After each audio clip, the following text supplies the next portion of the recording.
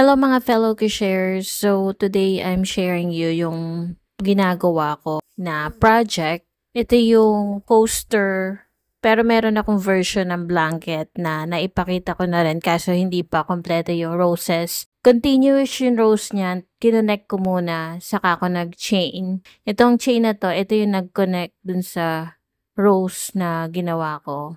And then after that, saka ako gumawa ng leaves.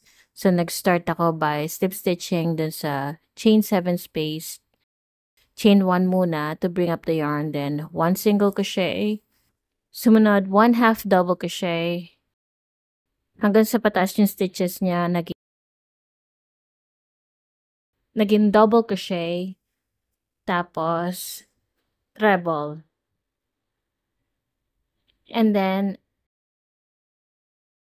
dalawa yung gagawin kong treble.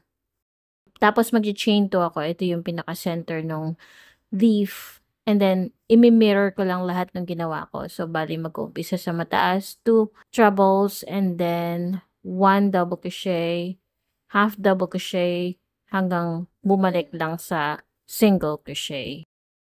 So, yun lang ang pattern into every chain 7 space.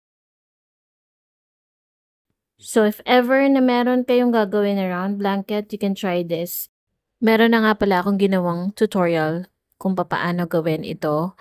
Yun nga lang yung mini version, yung coaster, if ever nagagawa rin kayo. Kung gagawa naman kayo ng blanket, same din naman yung paglalagay ng increase as you move on to the next round hanggang sa makarating ka dun sa size na gusto mo. Usually, 34 inches yung small size ng lap gun or lap blanket.